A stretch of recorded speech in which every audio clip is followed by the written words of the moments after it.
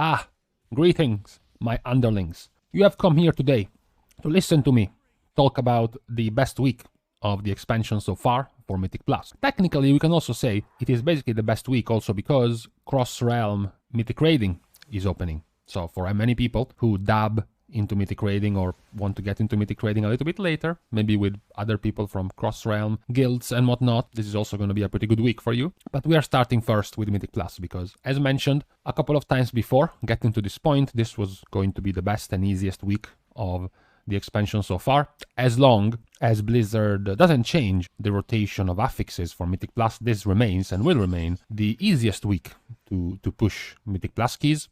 It's the week where even the hardest dungeons, normally nowadays we have Sanguine Depths and Theater of Pain being the tough ones, are much more viable. Why? Of course, it's because of the affixes. We have Volcanic and Bursting together with Fortified and Prideful. We already know that Fortified is the easiest of the two between Fortified and Tyrannical. You can even just go and look at all of the highest keys completed. You have something like 95 of the top 100 keys completed so far in Season 1 of Shadowlands being on a Fortified week, and only 5 of them being on a Tyrannical week, and 4 out of these 5 were done in Mists of Ternasit or Halls of Atonement, so you get the idea when it comes to Tyrannical. So Fortified is easier, sure. What about the other two? What about Volcanic and Bursting? Well, if you were a melee DPS, you can pretty much say that Volcanic is the easiest affix for you because it doesn't matter to you most of the time, so that's a given. And as well, if you're a ranged DPS, I mean, seriously, how annoying is Volcanic? This week that we just went by, you had Quaking, and Quaking is a slightly more annoying version of Volcanic for you. Volcanic is even easier. And then you have the other one, which is Bursting. It's annoying, mostly just for the healer. The DPS have to kind of keep track in a few pools, in a few numerous pools where the stacks of Bursting can become a little bit problematic. Bursting, let's remember it once again, Bursting has been nerfed over time now. It's no longer going to do percentage of your max HP, so that 4 to 5 stacks actually mean you're going to die unless you use a defensive or the healer uses a good CD. Now it's just going to be a fixed number scaling with the key, which also caps at plus 15. So if you're doing anything higher than plus 15, your bursting actually isn't going to get stronger, isn't going to hurt for more or anything like that, which is a very important thing because, for example, an affix like bolstering is going to become stronger because bolstering affects mobs and mobs are affected by the key level. So a bolstering at plus 10 is much weaker than a bolstering at plus 20 because it is buffing a plus 10 scaling mob, not a plus 20 scaling mob. This is irrelevant to bursting because bursting caps at 15. So that is also very good. Now, when you put these two together, sometimes you have the situations where two affixes are kind of annoying and then you put them together and they become even worse. For example, bolstering and necrotic. Necrotic has very negative interactions with your tank, and so does bolstering. When you put them together, it becomes very dangerous. When you look at bursting and volcanic, they basically have nothing in common. They don't do anything together. They don't synergize together to make your life harder. Now, when you start looking at this week and you look at the affixes, you're wondering, another thing I taught you and my students, one of the things you're looking at when gauging the affixes for the week is how much are they going to affect the spacing and how much are they going to affect the density. So how is the space in the room, how is the space in the zone you are fighting the mobs, and how many of the mobs you are fighting. Affixes like storming and affixes like explosive, for example, are affected by density because the more mobs, the more spawn of explosives or the more spawn of stormings. Things like bolstering are affected by density as well because more mobs getting to affect bolstering. Same for spiteful, also affected by density. You have something like spacing, Quaking is affected by spacing, Sanguine is affected by spacing to some degree. Affixes like Raging and Necrotic, which require you to kite, require you a little bit more room to run around, are also affected by spacing. Then we look at Bursting and Volcanic. How much space do you need to work around Volcanic? None. Volcanic is going to work just fine wherever you are. You can be in a narrow corridor with a shit camera like Sanguine Depths or in a very wide open area like Plagueful. Doesn't matter, it's just irrelevant to you. Bursting, how much space? Nothing. Bursting is a dot applied to you, to your character. It's not like Quaking, it's not like Storming or Volcanic or anything like that. You don't need the space to manage Bursting. However, density is going to be affecting Bursting. We have to say that. It's not as dangerous, the density of Bursting, like the density of bolstering, even technically the density of something like Spiteful, the density of something like Explosive, mostly because Bursting can be handled by the party, can be dealt with the party. It's not that you can decide how many Explosive are going to spawn when you pull 20 mobs. Bursting, on the other hand, is in the hands of your DPS most of the time. Yeah, of course, if you're in a pug, you're like, oh shit, we are doomed. We have to rely on the DPSers that have a brain. Yeah, it's kind of sketchy. If you're really worried about it, then try to get your own keys and invite a priest every time. So you're going to get a nice and cozy Musty spell whenever bursting gets to high stacks, and then you don't have to think about it. When you look at the dungeons one by one, yes, I know, it's getting kind of boring to mention every single time that Mist of Tirnaseat and Halls of Atonement are the easiest dungeons. I am actually starting to get more and more on the side of Necrotic Wake. I know, it's a little bit counterintuitive at this point, but I'm kind of feeling sad for Necrotic Wake.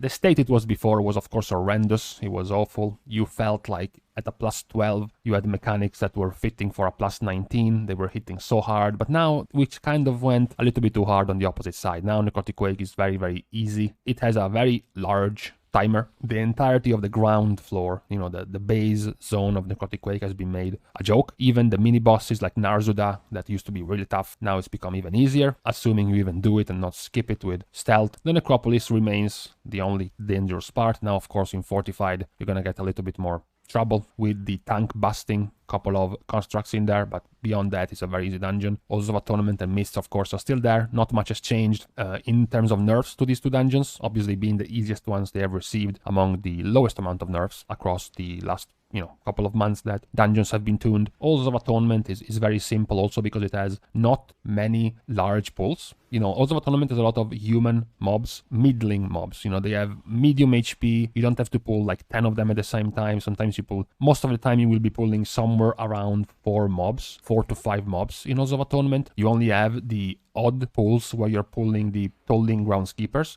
assuming you're pulling the Tolling Groundskeepers in your route. That's the only times bursting is going to have any effect. Aside from that, the pulls are very controlled, thanks to the Shards of Alkias. Very big mob, very chunky mob, which means you're not going to get many other mobs together with those pulls, so makes bursting very, very easy. The only other dangerous part of Halls of Atonement, of course, is going to be your happy little dogs on Fortified, even worse. Thankfully, this is not a week with bolstering, it's not a week with raging, it's not a week with necrotic. These dogs are very easily manageable. They are fully kiteable, so nobody cares about this anymore. In Halls of Atonement, they are very, very manageable. It's not tyrannical, so the bosses are a joke. Very, very easy dungeon. Mist of Tirnaseat is basically the same thing. Mist of Tirnaseat is a little bit harder, to be fair, on bursting, because Mists, the first part all the way through the second boss, is not too heavy on the bursting. Yes, you have the random pads in the maze, so it kind of depends what types of pulls you're getting, but for the most part they are controlled. You can have, depending on how large you pull, a few more bursting procs when you go into the last part of the Thrush before the last boss, but really Thrush in Mist of Tirnaseat is very, very manageable regardless of the week. This week in particular makes it much easier. Plagueful on a similar level is actually very easy this week. You can always see how easy a boss is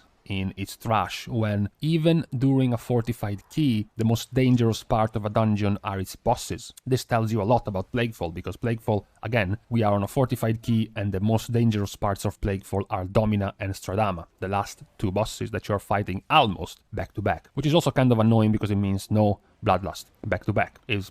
You'll probably buff the dungeon if you switched Domina Venomblade with the previous boss, so that you can try to get both Bloodlust for both bosses, but the fact that they're next to each other makes it also a little bit sketchy. Thankfully, it's fortified and not tyrannical, so it makes it, more manageable. As for the Thrush in Plagueful, it's just a joke. Similar to other dungeons, the pulls are not too big, particularly if you go for the side route, which skips a couple of numerous packs in the middle right before the second boss, so it's not even that big of a deal when it comes to bursting. Spires of Ascension, on the other hand, unlike Plagueful, is not as easy, simply because, of course, Spires of Ascension already was a Thrush-based dungeon and not a boss-based dungeon. It was a dungeon made harder by Fortified because it enhances the worst part of the dungeon itself. With Fortified, of course, all the bosses become a joke. They just melt down whenever you have Prideful and you can pair it with Bloodlust. It is also helpful, the fact that you can basically line up Prideful and Bloodlust on basically 3 bosses, thanks to how fast you can get to the first boss. Together with Spires of Ascension,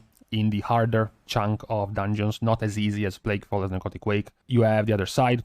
The other side, unlike Spires of Ascension, is a tyrannical focused dungeon, so it's not going to be as dangerous during a fortified week. However, bursting actually is going to impact the other side a little bit negatively because it has one wing, as you know by now, which enhances a lot of this density problems, which is the Arden Wheel Zone. You know, it's a zone where you want to pull 20 mobs at once. So when you want to pull 20 mobs at once, in things like bolstering, it becomes more annoying. In things like necrotic, it becomes more annoying. Even in things like sanguine, you know, it can just make it more messy trying to navigate the pool. And then you have this week, you're going to have bursting, which is also going to make it, you know, pretty annoying. It's one of the dungeons where having a priest is really going to make it faster for you, because you can pull, or rather you can just DPS down all those very large pulls much more safely compared to not having a master spell in your party. As for the rest, all of the dangerous and threatening parts of the other side go away because it's not tyrannical. So Hakar, which is a very dangerous boss on tyrannical, becomes much easier.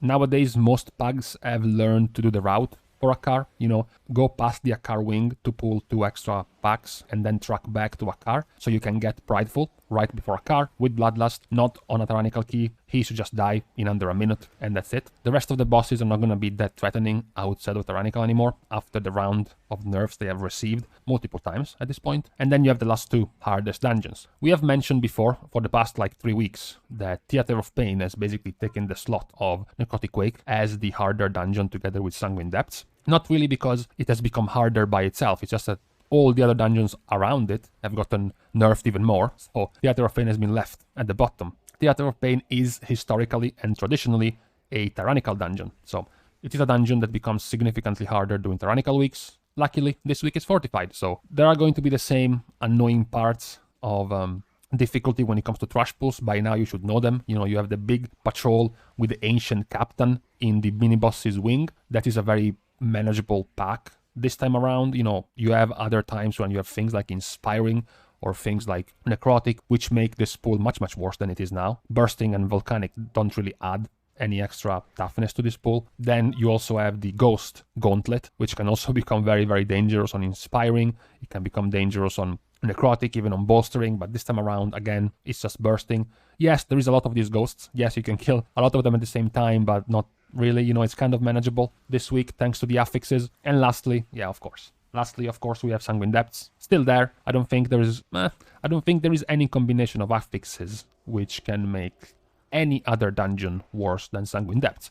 We have to ask ourselves though, because Sanguine Depths has been recently nerfed. Reported on this yesterday, Sanguine Depths has gotten the Raxol of the Wicked Oppressors nerfed in cast time from 1.5 to 2 seconds, and then you have Echoing Thrust being nerfed in damage 20% less, and also the entire Gauntlet being nerfed. Pretty apt change, because you're gonna have to feel the Gauntlet this week after this nerf. 10% reduced health means you're gonna get to fight these fortified buffed monsters for a little bit less. Technically, the intended nerf should have this effect to ease the strain you're getting throughout the entire Gauntlet. And by strain, I mean particularly on the healer and the tank. Luckily, by now, you must know that Sanguine Depths, yes, it can become very dangerous on affixes you thought were absolute jokes. You know, affixes like Sanguine, affixes like Quaking, which you usually think are jokes and easy. Affixes can become really annoying on Sanguine Depths throughout most of the run, and particularly throughout the Gauntlet. This time around, you don't even, and you won't even have that problem, because you have Volcanic and Bursting. Also, throughout the Gauntlet, you have more or less scheduled pulls, pack by pack throughout the gauntlets, and it's not really that they are very numerous. There are not many bursting procs, bursting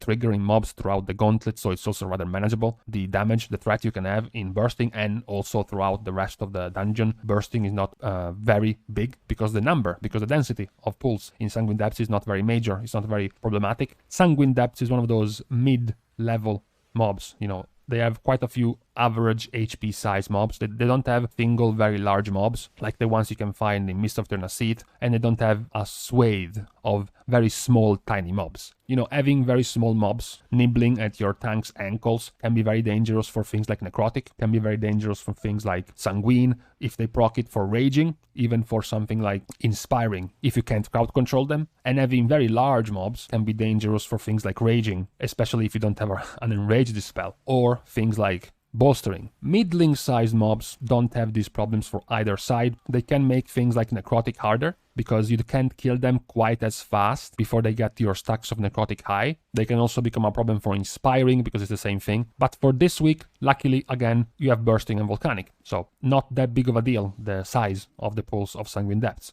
Everything is pretty much going according to plan. There is no real twist this week. with Mists and Halls of Atonement being the easiest one, and Sanguine Depths and Theater of Pain being the hardest one. Theater of Pain overtaking Necrotic Wake as part of the bottom 2 dungeons after Necrotic Wake's butchering by Blizzard with a list, a very long list of nerfs. In the middle, you have the usual, Spires of Ascension on the other side. It is weird to see them next to each other because, as mentioned, Spires of Ascension is a fortified dungeon and the other side is a tyrannical dungeon. So this week is fortified. Why are they together on even difficulty? Well, because the other side, in general, is a harder dungeon than Spires of Ascension. So even on fortified, you can still have some pretty major annoyances on the other side. And then you have Plaguefall and Necrotic Wake, as mentioned. Necrotic Wake is, by this point, one of the easier dungeons after the series of nerfs, and Plaguefall is there because, much like the other side, is also a tyrannical dungeon. The difference with the other side is that Plaguefall's trash is much more manageable than the other side, particularly because bursting is punishing you in the other side much more so than in Plaguefall. Although, we can say it's worth saying that you should really consider bringing a priest if you're looking to do Plaguefall, because this week you're going to have Must Dispel for bursting in Plaguefall, and you're also going to have priests with Purify or Purify Disease. So you're going to get a 2-for-1 deal for Plaguefall, where you're going to get a single player being able to get rid of bursting and of the very dangerous diseases being thrown around in Plaguefall. So very, very good to have a priest for Plaguefall. So for this best week of Mythic Plus, we have looked at the dungeons. So this is what we are going to be seeing this week for the best week of Mythic Plus. As long as Blizzard doesn't change the rotational affixes, it is going to remain the easiest week. It's going to be interesting because right now, essentially, there are only a couple of combinations out of the, 6 possible ones. For example, what I mean by that is we only have Bolstering together with Storming and together with Necrotic. We don't have Bolstering and Quaking. We don't have Bolstering and Grievous. We have Inspiring and Necrotic, but we don't have Inspiring and Grievous, for example. We have Bursting and Volcanic like right now, but we don't have Bursting and Necrotic, for example. So as long as these are the only 12 list of combination of affixes, Fortified, Bursting and Volcanic is the absolute easiest. If I had to find any easier one that we don't have right now in the combinations, it would have to be something with Volcanic together with something like probably Sanguine. Would be the easiest possible combination you can find. So, get ready to push some keys, whatever you set for yourself as a goal. This is the easiest week you're gonna get. If you don't do it this week, it is very likely that you're not gonna get it again until 9.1 next season, because after this week, it's gonna take you 3 months to get back at this key. Basically, it's gonna mean the first week of June is the next time you're gonna get this rotation of affixes. Now, on to a Mythic Plus related thing. We have the possibility of some drama, but first let's talk about what actually happened. What happened is that the Hall of Fame is closing for Alliance. It has happened, yes, 100 guilds of Alliance are getting the kills of Mythic Denatrius, which means, in case you're not aware, by the way, once 100 guilds are killing the last boss of the tier for both factions, then cross-realm Mythic raiding is going to be enabled. Now, because technically, because this has happened in between resets, it means Europe gets the cross-realm 1 week earlier than NA, ideally. But beyond that, the news is this. The news is that the Alliance, roughly a month after the Horde, has been able to get 100 kills on Denatrius. Now, this is similarly in line with the previous length of time you had to wait between Alliance kills and Horde kills for their Hall of Fame achievements. Now, the drama in question, which I won't be going too much in detail now, because for now it's just hearsay, for now it's just speculation, so if we know more, and we have to know more directly from Blizzard, because it's gonna be them deciding, making their own internal investigation, assuming they even do one, is about Chinese boosting. So, if you guys are not aware, the Chinese, when it comes to gaming, have a kind of different approach to cheating. They see cheating as a normal, literally and unironically, a normal part, a normal path to victory. There is absolutely nothing wrong in the mindset of a Chinese player to cheat to achieve their victory in any game. If you have played online games for a long time, you will know that this is a common occurrence with Chinese players cheating, and World of Warcraft is no different. You've already seen, if you have paid interest to things like logs, you have seen very often some very weird things happening in logs, and 99% of the time it's the Chinese. They have some 620 IQ for finding all of the different possible situations to get themselves a rank 1 log on every type of possible boss fight, you know, intentionally spawning extra mobs, intentionally failing mechanics to get more ads, and then getting, you know, a couple of DPS alone to funnel all the DPS in AoE for those ads. It's normal occurrence for them. And this time around what happened is this type of weirdness. This is a Warcraft logs page of a particular Chinese guild, and you can see they have a basically spam clear of the last bosses in Mythic. Multiples of them, every time with different characters, every time the same skip is happening. You know, if you're not aware, you can skip after you kill Streakwing, you can basically skip to the last bosses, and it just repeat killing Mythic Denatrius. Now, this is not illegal, by the way, this is just boosting. Boosting is normal, is allowed, provided you are doing this not for real money, but for just gold.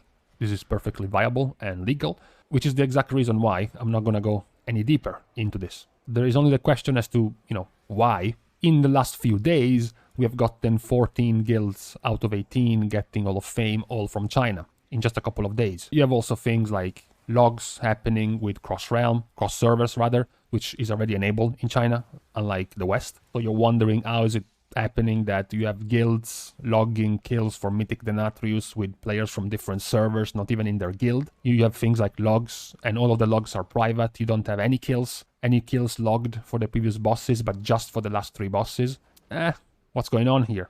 So for now, this is just speculation, which is why we are going to stop here. Maybe the boosting went one step further. Maybe they weren't just boosting the last boss for gold, maybe they were boosting the Hall of Fame title, and most likely not for gold, but that is also to be proven. So far it's just speculation, which is why we're gonna wait to see what exactly Blizzard is going to think about this. In my opinion, I don't know. I've seen before the inventive of Chinese players when it comes to sidetrack and sidestep the rules, but with this I'm gonna call myself out and wait for a while to see. And we're gonna close here. We're gonna see any development in the next few days for sure. See you guys tomorrow, and in the meantime I have to go. I have a new IKEA desk I have to mount.